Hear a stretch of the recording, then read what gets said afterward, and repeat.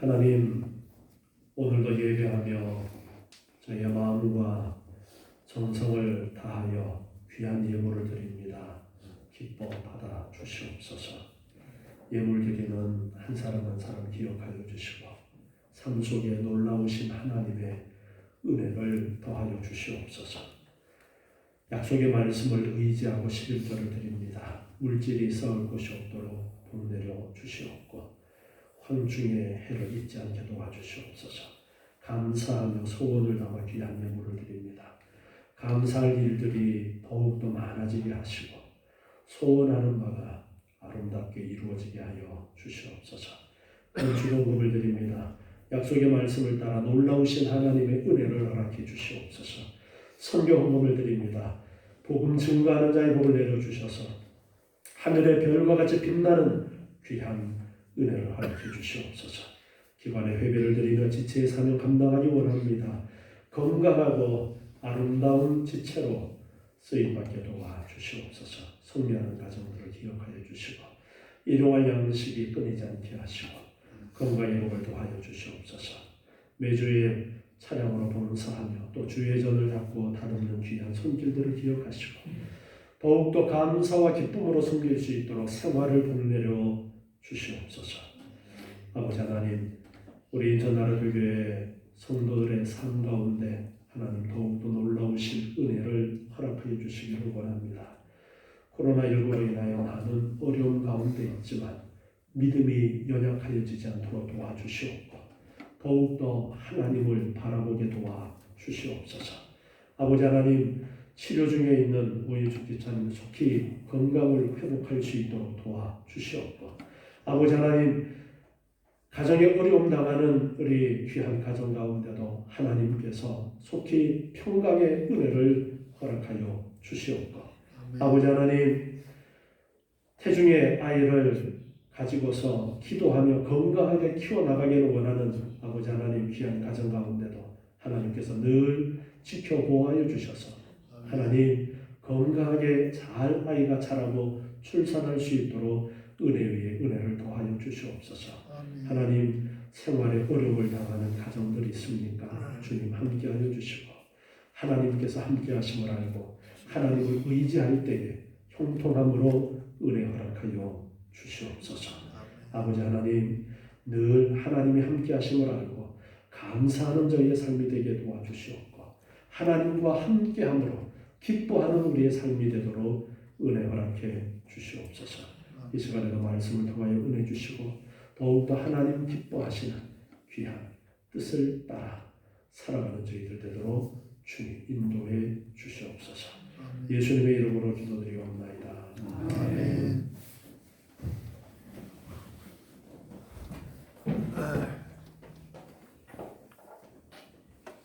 네, 오인숙 집사님 수술은 카카오톡을 통해서 우리 나누었습니다만 수술은 잘 진행이 돼서 감사를 드리고요. 계속해서 아직 남은 치료를 위해서 기도를 계속해 주시기를 부탁을 드리겠습니다. 말씀으로 함께 은혜 나누겠습니다. 우리 지난 시간에는 부부 관계의 약자 보호를 위해서 이혼 증서에 관한 규례의 말씀을 하셨습니다. 원래 하나님의 뜻은 결코 이혼을 허락하시는 것이 아니라 약자인 여성을 보호하기 위해서 악한 인간이 여자를 쫓아내게 될 때에는 반드시 공적인 이혼 증서를 만들어 주어야 한다라는 말씀을 하시면서 약자를 보호하기 위한 장치를 말씀하신 것을 배웠습니다. 오늘도 사회의 여러 약자와 관계된 그러한 규례들을 말씀을 하고 있습니다. 오늘 본문 신명기 24장 6절 말씀을 보시면은 신명기 24장 6절에 사람이 맷돌에 전부나 그 윗장만이나 전집하지 말지니 이는 그 생명을 전집함이니라 이렇게 말씀하고 있습니다. 맷돌을 이제 담보로 잡히는 그런 문제를 언급을 하고 계시는데요. 그렇게 하지 말라라고 말씀하십니다. 이 구약시대 이스라엘 사람들은 곡식을 맷돌에 갈아서 이제 가루를 만들고 그 가루로 음식을 만들어서 먹었습니다. 그렇기 때문에 이 맷돌은 이스라엘 가정에서 한시도 없어서는 안 되는 그런 생활 필수품이었어요. 그런데도 이런 맷돌을 저당 잡는 그런 자가 있다면 그는 남의 가정의 기본 생활권마저도 빼앗는 것이다 라고 그렇게 말씀을 하시면서 이것을 금지하고 있습니다. 맷돌뿐 아니라 겉옷이나 또 반드시 필요한 그러한 것들은 전당 잡지 못하도록 저당 잡지 못하도록 그렇게 지금 말씀을 하고 있습니다. 우리나라도 요즘에는 대출을 해서 대출금을 제대로 못 갚아서 법원에서 이제 갚도록 할 때에도 최저 생활하는 일정 부분은 남겨두고 이렇게 강제적으로 가져가도록 하는 그런 제도를 가지고 있는데 이 맷돌이라는 것은 먹고 살기 위해서 없어서는 안 되는 그런 것이기 때문에 맷돌을 통째로 가져간다든가 맷돌이 아래짝 윗짝이 있는데 한 짝만 있으면 쓸 수가 있어요 없어요? 없으니까 한 짝만 가져가도 다 가져가는 거랑 같으니까 한 짝만 가져가는 것도 안 되고 이렇게 말씀하면서 그것은 가져가서는 안 된다 그렇게 말씀을 하고 있습니다. 이어서 10절로 넘어가서 말씀을 계속 보겠습니다. 같은 내용이 이제 10절에 계속 이어지고 있는데요. 무릇 내 이웃에게 구워줄 때에 내가 그 집에 들어가서 전진물을 취하지 말고 너는 밖에 섰고 내게 꾸는 자가 전진물을 가지고 나와서 내게 줄 것이며 우리 앞에 23장 19절 말씀에서 배울 때에 형제에게 구워주면은 이식을 취하지 말아라 그렇게 말씀을 하셨어요.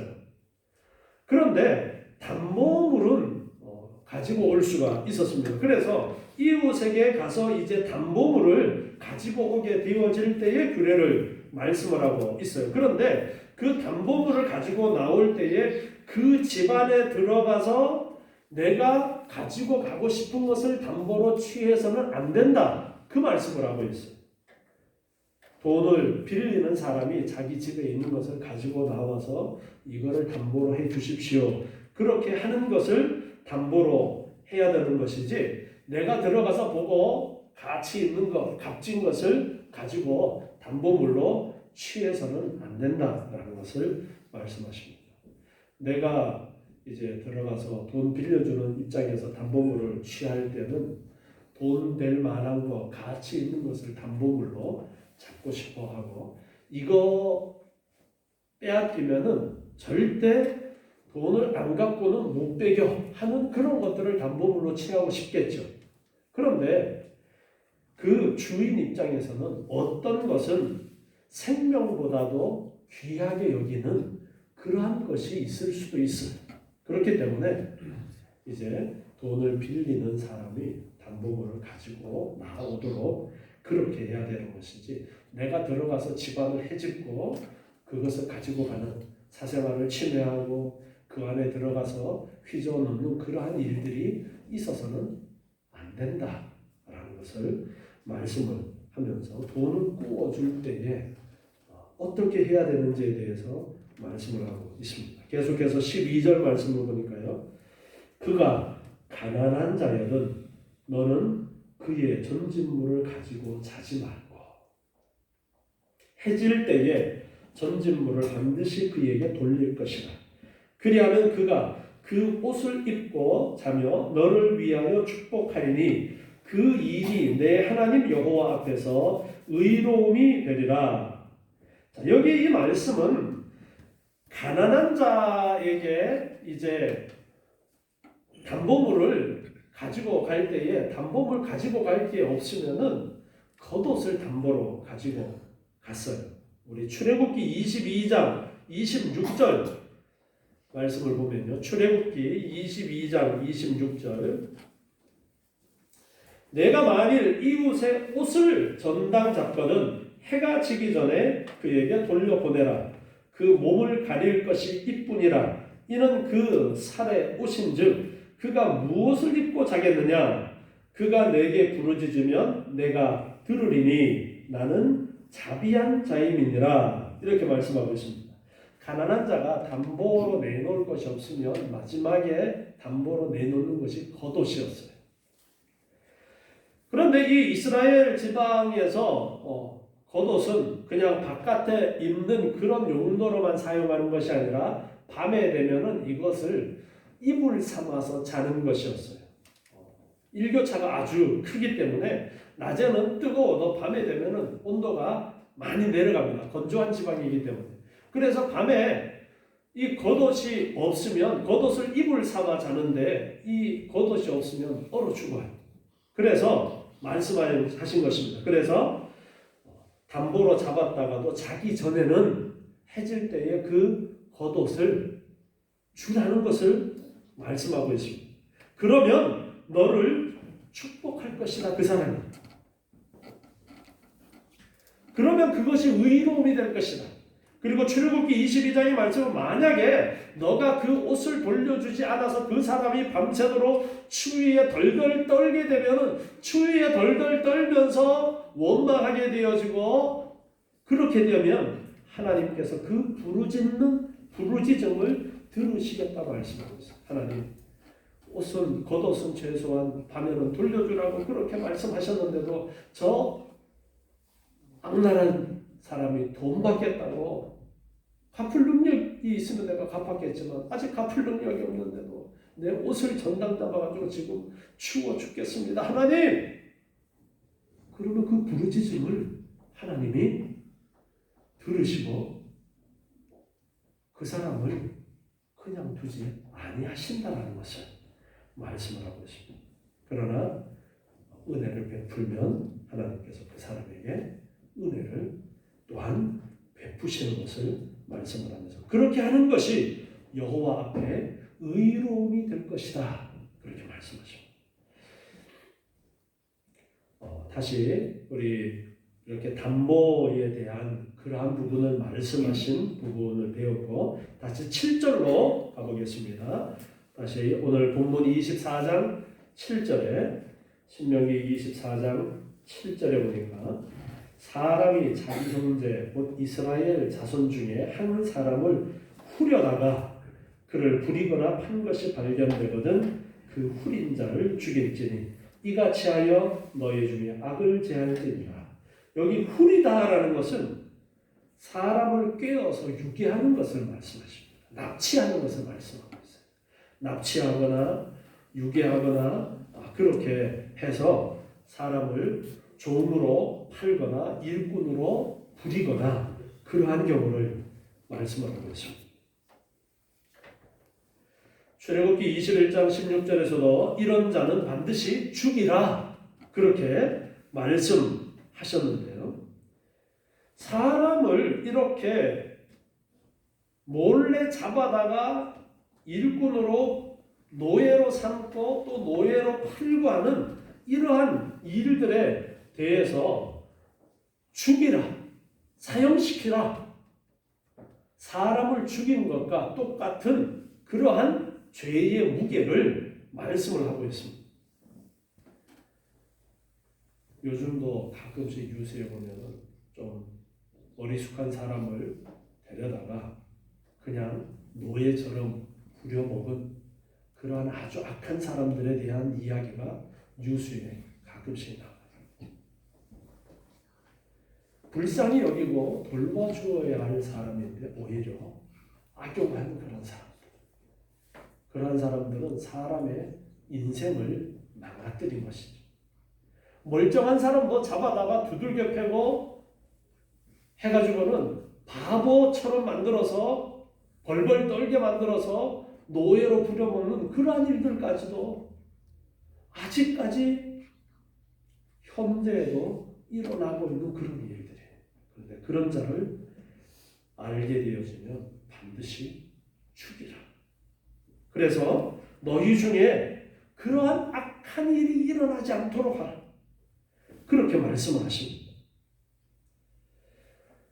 예수님께서는 여기에 담겨져 있는 이러한 의미를 요한복음 10장 10절에서 참 목자와 삭군 목자를 비교하는 말씀 속에서 말씀을 하고 있어요. 도적이 오는 것은 도적질하고 죽이고 멸망시키려는 것뿐이요 내가 온 것은 양으로 생명을 얻게 하고 더 풍성히 얻게 하려는 것이라. 이렇게 예수님께서 말씀하시면서 예수님 당시에 바리새인들이 바로 동족의 영적인 생명을 훔쳐내어서 멸망시키는 도적이요 삭군들이었다라는 그러한 말씀을 하셨습니다. 그들은 자기들도 천국에 들어가지 못하면서 다른 사람들도 천국의 길에서 내어 쫓는 자들과 같다라고 말씀하면서 마치 사람을 후려다가 사람을 납치에다가 노예로 만들어서 그 사람의 인생을 망가뜨리는 것처럼 영적으로 잘못된 지도를 하게 되어지는 사람은 그들과 같다라는 그런 의미로 지금 말씀을 하고 있는 것입니다.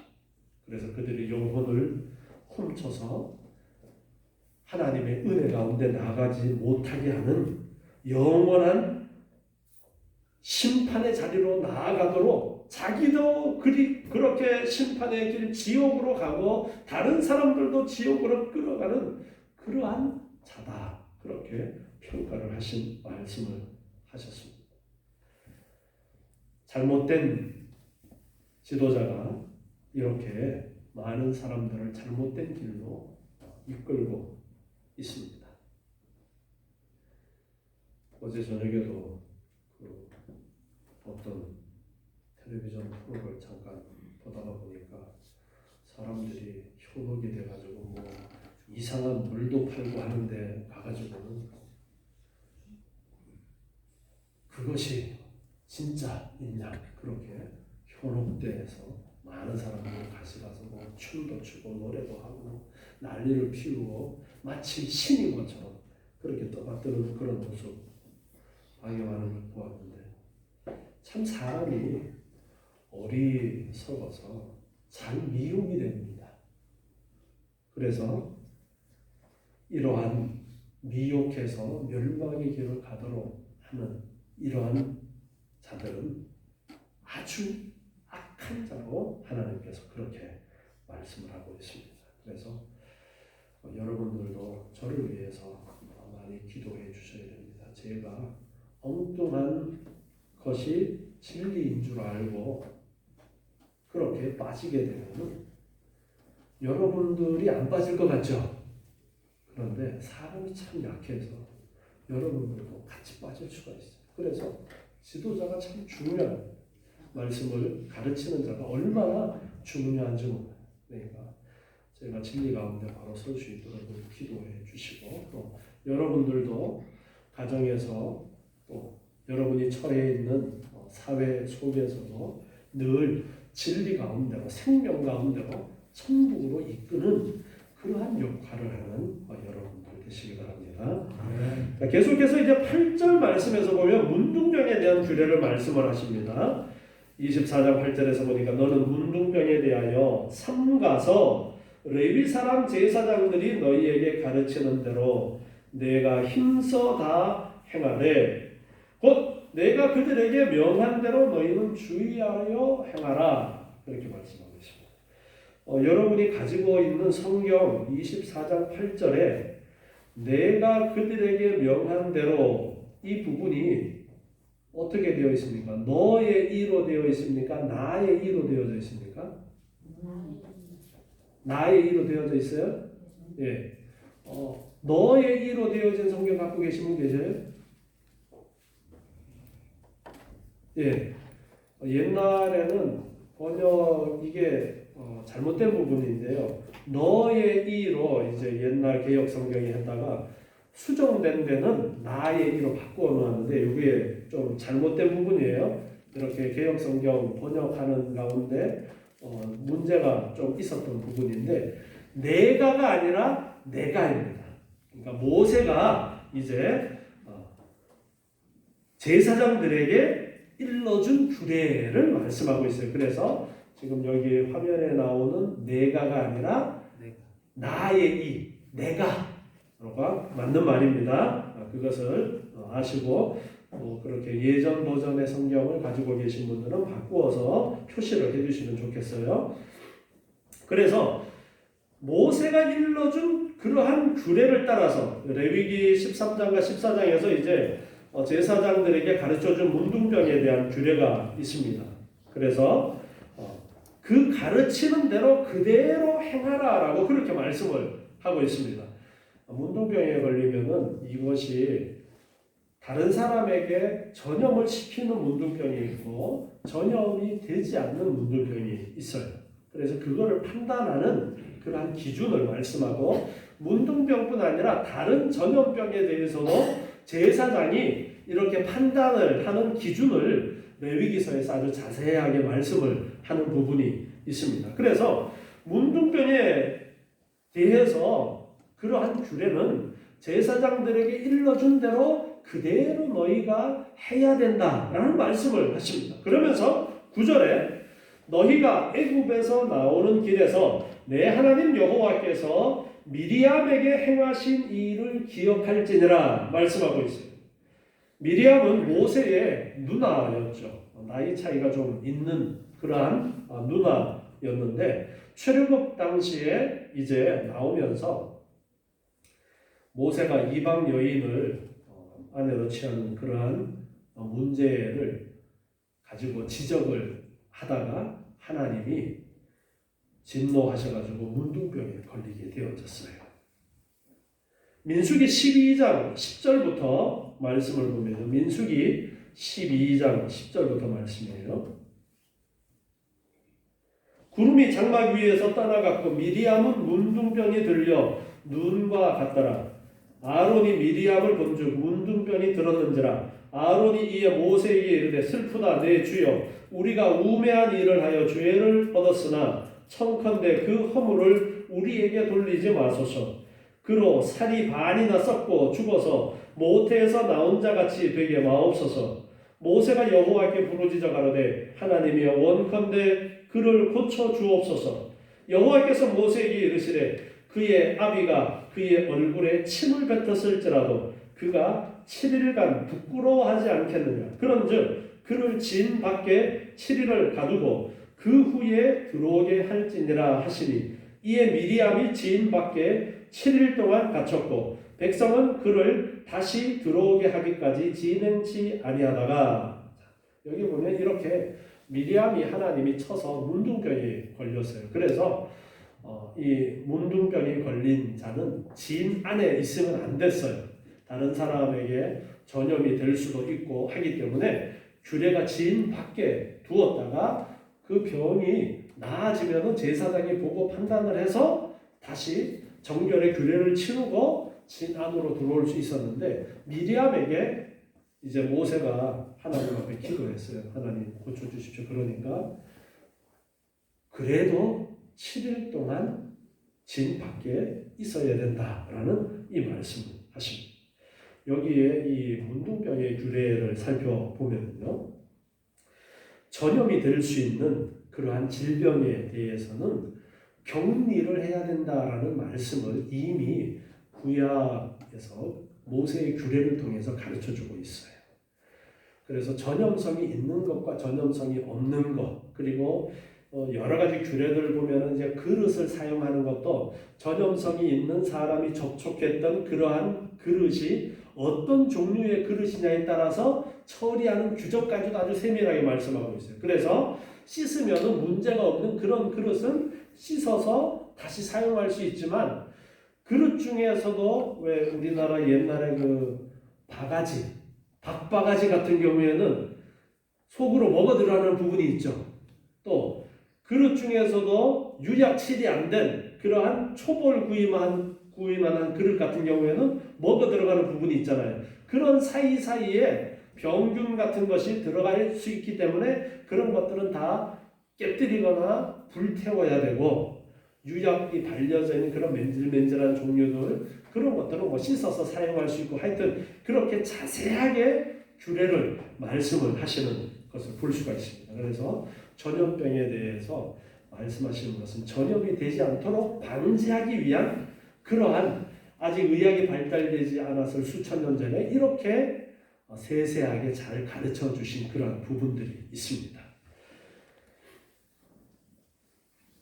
이런 말씀을 보면은 오늘날 이렇게 우리 코로나19 시대에 우리가 어떻게 조심해야 될까에 대해서도 우리가 배울 수가 있습니다. 어떤 사람들, 예수 믿는 사람들은 안 걸려. 예수 믿는 사람들은 안 걸리는 게 아니에요. 자연 법칙이에요. 하나님이 주신 자연 법칙은 거스릴 수가 없는 거예요. 예수 믿는 사람도 걸릴 수가 있는 거예요. 하나님이 그렇게 만들어 두셨어요. 그렇기 때문에 우리 예배할 때는 하나님 앞에 예배하는데 무슨 마스크를 쓰고 하나님을 만나? 안 그래요? 네, 그렇게 생각할 수 있습니다. 그러나 하나님께서 말씀하신 그 말씀의 그 원래의 의미를 잘 살펴본다면 하나님께서 그러한 것까지도 말씀을 하시는 것을 볼 수가 있습니다. 그래서 오늘날도 우리가 조심할 것은 조심을 해야 된다. 자, 그런데 또한 미리암이 모세의 누나이고 당시의 선지자의 역할도 했던 그러한 사람이었지만 미리암이라 할지라도 진 밖에 내쳐야 된다. 그 누구도 예외일 수 없다라는 말씀을 하십니다. 그리고 부정하게 된 사람은 진 밖에 내놓아야 된다라는 이 말씀을 통해서 하나님께서는 또한 하나님의 나라, 하나님의 백성들, 교회 안에는 부정한 것이 있어서는 안 된다. 즉 하나님의 백성들의 삶에는 부정한 것들을 멀리하는 그러한 삶이 되어야 된다라는 그러한 영적인 의미를 또한 같이 말씀하고 있는 거예요. 격리를 해야 되는 부분과 그리고 영적으로 우리가 정결을 유지해 나가야 된다. 믿음의 그러한 중요한 부분들을 또한 같이 말씀을 하시는 것입니다. 다음은 이제 이어서 14절로 다시 건너뛰어서 봅니다. 아까 가운데 부분은 배웠기 때문에 14절에 보니까 곤궁하고 비난한 품꾼은 너의 형제든지 내 땅 성문 안에 우거하는 객이든지 그를 학대하지 말며 가난한 품꾼을 이스라엘 사람뿐 아니라 이방인 중에 들어온 자라 할지라도 학대하지 말라. 그 품삯을 당일에 주고 해진 후까지 끌지 말라. 품삯을 빨리 주라는 거예요. 괜히 질질 끌지 말라라는 것입니다. 그가 빈궁함으로 마음의 품삯을 사모합니다. 오늘 이거 벌어가지고 이제 먹을 거 사서 가서 가족들하고 먹어야지. 그렇게 생각하면서 열심히 일하는데 돈을 안 줘요. 그럼 어떻게 되는 거예요? 그날은 굶어야 되잖아요. 그래서 그렇게 해서는 안 된다. 그러면서 뭐라고 말씀하시느냐면 두렵건대 그가 너를 여호와께 호소하면 죄가 내게로 돌아갈까 하노라. 품삯을 당일에 주지 않는 것이 죄라는 거예요. 정해진 기간 안에 품삯을 주지 않는 것이 죄라고 그렇게 말씀합니다. 그러면서 반드시 품값을 주라고 말씀합니다. 다시 이제 이어서 16절에 보니까요. 아비는 그 자식들을 인하여 죽임을 당치 않을 것이요 자식들은 그 아비를 인하여 죽임을 당치 않을 것이라. 각 사람은 자기 죄의 죽임을 당할 것이니라. 죄의 값을 치름에 있어서 부모가 대신하거나 자녀가 대신하거나 혹은 부모의 잘못 때문에 자식까지 같이 그 벌을 받아야 된다. 이것은 아니다라는 거예요. 연좌제라고 그렇게 말을 하는데요. 그렇게 되어져서는 안 된다라는 것입니다. 인간은 대신해서 죄값을 치를 필요도 없고 치를 수도 없습니다. 모든 사람이 죄인으로서 자기의 죄값을 치루어야 합니다. 죄의 값은 무엇이라고 말씀하십니까? 사망이라고 말씀하고 있습니다. 그런데 오직 죄 없으신 예수님만이 다른 이의 죄값을 대신 치를 수가 있어서 그래서 예수님께서는 우리의 죄값을 대신해서 치르시기 위해서 십자가에서 죽임을 당하시게 되었고, 그 예수 그리스도를 믿는 자마다 우리가 죄값을 치르지 않아도 되는 그런 은혜를 주셔서 죽지 않고 살 수 있는 일을 우리에게 허락하신 것입니다. 다음 이어서 이제 17절부터 말씀해 보면요. 너는 객이나 고아의 송사를 억울하게 말며 과부의 옷을 전집하지 말라. 객이나 고아, 과부, 연약한 자들이죠. 그 연약한 자들의 송사를 억울하게 하지 말아라. 힘없다 그래서 억울하게 하지 말아라. 재판을 억울하게 하지 말아라. 그리고 옷을 전집하지 말아라. 보통 사람들에게는 옷을 담보 잡아서 저녁까지는 가지고 있을 수 있는데 이 연약한 사람들에게는 그것조차도 하지 말아라. 그렇게 말씀하십니다. 너는 애굽에서 종이 되었던 일과 내 하나님 여호와께서 너를 거기서 속량하신 것을 기억하라. 이러므로 내가 내게 이 일을 행하라 명하노라. 애굽에서 종살이 했던 것, 거기에서 하나님께서 속량시켜 주신 것, 그것을 기억하고 이렇게 힘없는 사람들, 연약한 사람들을 괴롭히지 말고 그들을 잘 대해주라. 그렇게 말씀하십니다. 그리고 이어서 19절에서는요. 밭에서 곡식을 벨 때에 그 한 뭇을 밭에 잊어버렸거든 다시 가서 취하지 말고. 이제 추수를 하다가 한쪽 귀퉁이를 남겨두고 아이고 이제 해가 지니까 오늘은 여기까지만 하자고 뒀으면은 내일 다시 와서 그 마지막 기대기 조금 남은 거 추수하지 말고 그거는 이제 가난한 사람들이 먹을 수 있도록 놔두라고 은혜를 베풀라고 말씀하십니다. 객과 고아와 과부를 위하여 버려두라. 그리하면 내 하나님 여호와께서 내 손으로 하는 범사에 복을 주실 것이다. 내가 하는 모든 일에 그렇게 한다면 복을 주실 것이다. 가난한 자들을 위해서 내 것을 조금 남겨서 가져갈 수 있도록 그렇게 하면은 하나님께서 만사에 복을 주실 것이라고 말씀하십니다. 그리고 감람나무를 떠는 데서도 말씀하십니다. 가지를 다 살피지 말고 남은 것은 객과 고아와 과부를 위하여 버려두라. 감람나무를 막 흔들어서 따요. 감람나무 열매 크기가 대추만 하잖아요. 그거를 막 흔들어서 따는데 흔들어도 안 떨어지는 것들 있잖아요. 그 안 떨어지는 것들은 굳이 올라가서 하나하나 가지마다 이렇게 손으로 훑지 말고 놔두라는 거예요. 가난한 사람들을 위해서. 포도도 마찬가지예요. 다 따지 말고 객과 고아와 과부를 위해서 얼마는 그냥 두어라. 그렇게 말씀하십니다. 그러면서 다시 애굽 땅에서 종되었던 것을 기억하라. 이렇게 말씀하십니다. 이러므로 내가 내게 이 일을 행하라 명한다. 애굽에서 종되었던 것을 기억하라. 신명기 5장 15절 말씀에 보면요. 너는 기억하라. 내가 애굽 땅에서 종이 되었더니 너희 하나님 여호와가 강한 손과 편팔로 너를 거기서 인도하여 내었나니 그러므로 너희 하나님 여호와가 너를 명하여 안식일을 지키라 하느니라.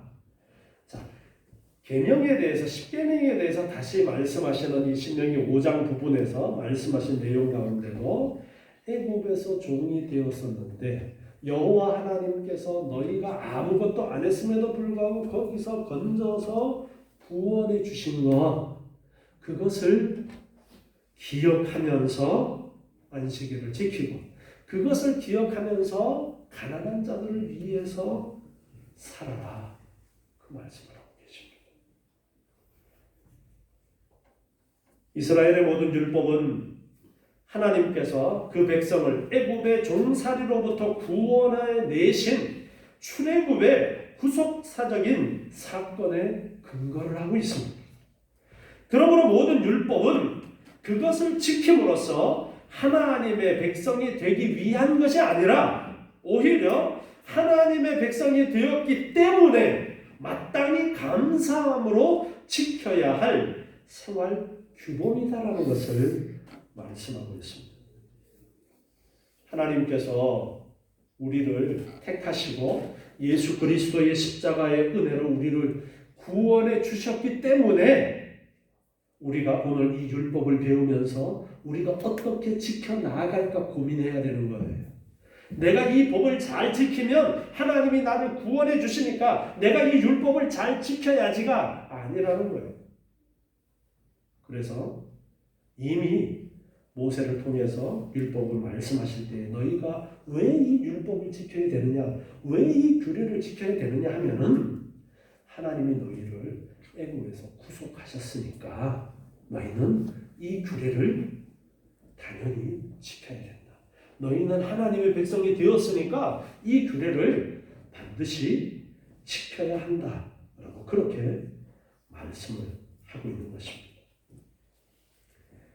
행함이 없는 믿음은 죽은 것이라고 야고보에서 말씀하고 있습니다.